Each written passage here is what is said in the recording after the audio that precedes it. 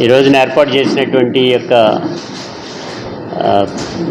విలేకరుల మీడియా సమావేశం కారణం అంగన్వాడీ వర్కర్లు గత కొద్ది రోజులుగా సమ్మె చేస్తున్నటువంటి విషయం. ఓ ట్రేడ్ యూనియనిస్ట్గా మధ్య మార్గంగా వారిని సమ్మెను విరమింప చేయాలి అనేటువంటి కోరుకోవటం అనేటువంటి జరుగుతూ ఉంది. దీనిలో భాగంగానే అంగన్వాడీ వర్కర్స్ అందరూ కూడా ఈ రోజున విధులని బహిష్కరించి వారి యొక్క సమ్మెలో పాల్గొనటం, కొంతవరకు కొన్ని సెంటర్స్ వరకు తెరిచి కొంతమంది ప్రయాణం చేయటం జరుగుతోంది ప్రభుత్వానికి అనుకూలంగా. అది ఆల్మోస్ట్ ఆల్ ఒక 3000 సెంటర్ల వరకు కూడా వాళ్ళు ప్రయాణం చేయటం జరుగుతూ ఉంది. దీనిలో 55,007 కేంద్రాల్లో పనిచేస్తున్నటువంటి 3,06,000 మంది ఎంప్లాయీస్ ఏదైతే అంగన్వాడీ వర్కర్స్, హెల్పర్స్ ఎవరైతే ఉన్నారో వాళ్ళందరినీ కూడా ఒక రిక్వెస్ట్ చేయటం అనేటువంటి జరుగుతూ ఉంది.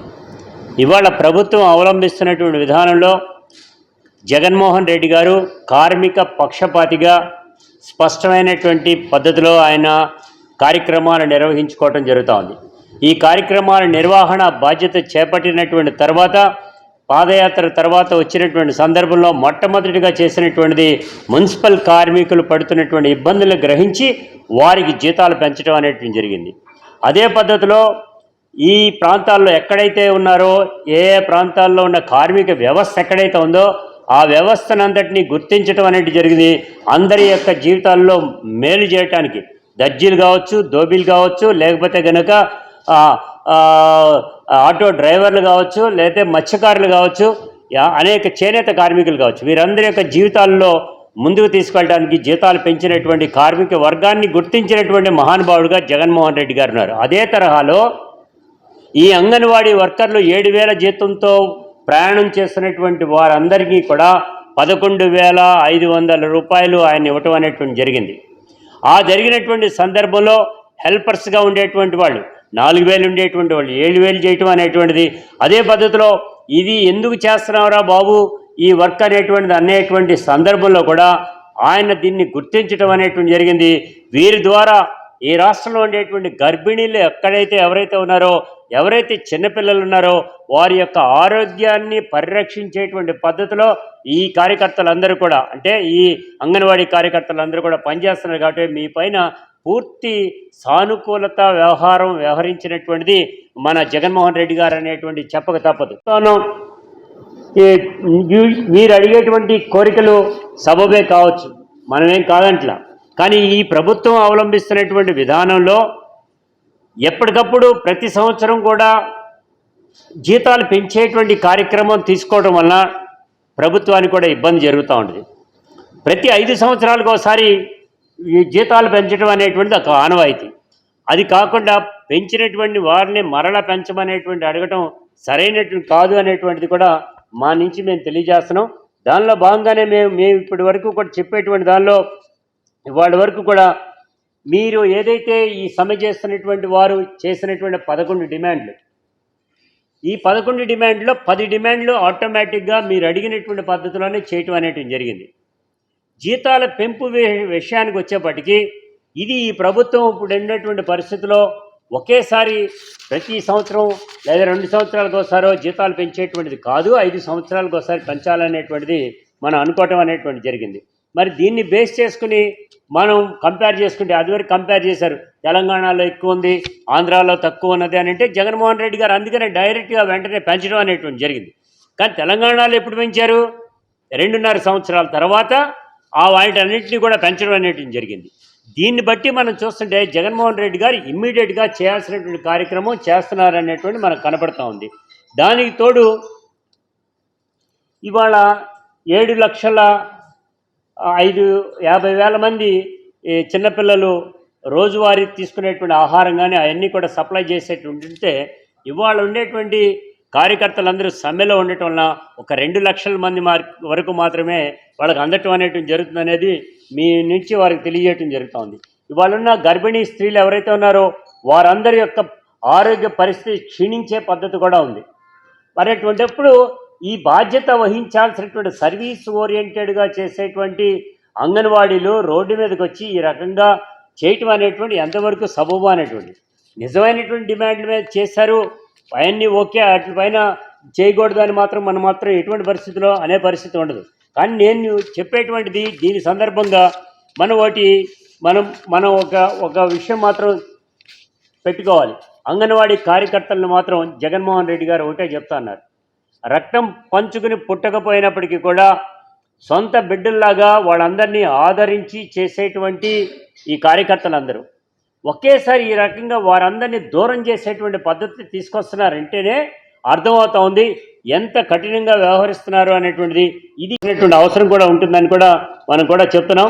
అందుకే చెప్తున్నాం, ఈ 55 నెలల కాలంలో జగన్మోహన్ రెడ్డి గారు చెప్పినటువంటి అన్నీ కూడా చేసి చూపించడం అనేటువంటి జరుగుతూ ఉంది. అందుకనే చెప్తున్నాం, 2016లో మనం వారి యొక్క జీతం, వర్కర్ల జీతం 4200 ఉండేది, దాన్ని 7000 వరకు వచ్చింది. కానీ అదే పద్ధతిలో 2950 ఉండేది, 4500 వరకు ఉన్నాయి. కానీ జగన్మోహన్ రెడ్డి గారు ఏం చేశారు, దాన్ని తీసుకొచ్చి డైరెక్ట్గా 11,500 రూపాయలు కూడా చేయటం అనేటువంటి జరిగింది. దీన్ని బేస్ చేసుకుని ఇది ఈ ప్రభుత్వంలో పెంచినటువంటివి ఉన్నాయా లేవా అనేటువంటిది కూడా ఆలోచించాల్సినటువంటి అవసరం ఉంది. గతంలో 2950 ఉంటే ఇప్పుడు 7000 రూపాయలు చేయటం జరిగింది. 2900తో ఏది రాదు. కానీ ఇవాళ అదే అంగన్వాడీ హెల్పర్లకి 7000 రూపాయలు ఈ ప్రభుత్వం ఇవ్వటం అనేటువంటి జరుగుతూ ఉంది. దీన్ని బేస్ చేసుకుని చూస్తే 500 రూపాయలు ఈ వర్కర్లు ఎవరైతే ఉన్నారో వాళ్ళకి ప్రోత్సాహకరంగా నెలకు 500 రూపాయలు కూడా ఇవ్వటం అనేటువంటి జరుగుతోంది. 27,8 రూపాయలు వాళ్ళ ప్రోత్సాహకాలుగానే ఈ ప్రభుత్వం అందజేస్తుంది అనేటువంటి సందర్భంగా కూడా తెలియజేస్తున్నాం. దీన్ని బేస్ చేసుకుంటే ఇవాళ ఉన్నటువంటి వీటిల్లో ప్రకారంగా వీళ్ళకి ప్రమోషన్లు ఉండవు, ఏ రకమైనవి ఉండవు. కానీ జగన్మోహన్ రెడ్డి గారు దీన్ని గ్రేడ్ 2 సూపర్వైజర్ పోస్టులుగా చేసి దానిలో 500 రూపాయలు కూడా ఇవ్వటం అనేటువంటి జరిగింది. దీన్ని బేస్ చేసుకుంటే మనం చెప్తా ఉన్నాం, అందరూ కూడా రిటైర్మెంట్ అయ్యేటువంటిది 60 ఏళ్ళు ఉన్నాయి, అవన్నీ ఉన్నాయనేది చెప్తుంటే సూపర్వైజర్ పోస్టులు పరీక్ష రాసేటువంటి వాళ్ళందరికీ కూడా అది 45 నుంచి 50 వరకు కూడా వాళ్ళందరూ కూడా చేయొచ్చు, మీరు అప్పటి వరకు కూడా పరీక్ష రాసుకోవచ్చు అని కూడా దీన్ని తీసుకొచ్చింది కూడా జగన్మోహన్ రెడ్డి గారు అనేటువంటి చెప్పాలి. దీనికి తోడు ఒక్కొక్క కేంద్రానికి 3000 రూపాయల చొప్పున 6 కోట్ల రూపాయల వరకు కూడా నిధులు మంజూరు చేయడం జరిగింది. ఏంటి చిన్న రిపేర్లు కానీ విద్యుత్ సంబంధించి చిన్నపాటి ఖర్చు లేదని ఉంటే అన్నిటినీ కూడా అదివరకు ఏమైనా జరిగేది, ఇవన్నీ వాళ్ళ చేతుల్లో వేసుకోవటమో అక్కడ చూసేటువంటి వాళ్ళు, లేకపోతే ఆ తల్లిదండ్రుల దగ్గర నుంచే వసూలు చేసి ఆ రంగులు వేయించుకోవటమో మరమ్మతులు చేసుకోవటమో జరిగేది. కానీ ఇవాళ జరిగేటువంటి దానిలో ప్రకారంగా చూస్తుంటే ఇవాళ డైరెక్ట్గా వాళ్ళందరికీ వాళ్ళే చెప్తా ఉన్నారు, ఈ రకమైనటువంటి గవర్నమెంట్ నుంచి వస్తుంది అనేటువంటి కూడా చెప్పడం జరిగింది. ఇప్పుడున్నటువంటి దీంట్లో జీవోలు కూడా జారీ చేయడం జరిగింది. 50 ఏళ్ల వయసు వరకు కూడా వీళ్ళు పనిచేయడానికి అర్హులు అనేటువంటిది కూడా చెప్పడం అనేటువంటి జరిగింది. ఇంత చేస్తున్నటువంటి ఈ అంగన్వాడీ కార్యకర్తలు వీళ్ళ యొక్క గరిష్ట వయో పరిమితిని 62 సంవత్సరాల వరకు కూడా పెంచినటువంటిది కూడా వైఎస్ఆర్గా ప్రభుత్వం అనేటువంటిది కూడా చెప్పక తప్పదు. దీన్ని బేస్ చేసుకుంటే ఇప్పుడు ఉండేటువంటి 62 ఏళ్ళు నిండినటువంటి అంగన్వాడీ కార్యకర్తలు ఎవరైతే ఉన్నారో వాళ్ళకి రిటైర్మెంట్ అయ్యేపటికి 1,00,000 రూపాయలు ఇస్తామని చెప్పారు. వీళ్ళేం ప్రభుత్వానికి సంబంధించినటువంటి గవర్నమెంట్ ఉద్యోగులు కాకపోయినప్పటికీ కూడా గవర్నమెంట్ 1,00,000 రూపాయలు ఇస్తాననేటువంటి చెప్పడం జరిగింది. అదే వర్కర్లుగా అంటే హెల్పర్లుగా ఉండేటువంటి వాళ్ళకి 40,000 రూపాయలు ఇవ్వటానికి ఈ ప్రభుత్వం సిద్ధం చేసి ఇవ్వటం అనేటువంటి జరుగుతూ ఉంది. దీన్ని బేస్ చేసుకుని మేము చెప్పేటువంటిది ఒకటే, స్వార్థ ప్రయోజనాల కోసం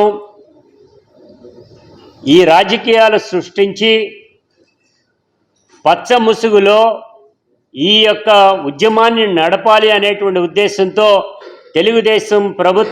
తెలుగుదేశానికి సంబంధించినటువంటి నాయకులు చంద్రబాబు నాయుడు గారు ఆడిస్తున్నటువంటి ఈ నాటకంలో మీరు పావులు కాకండి.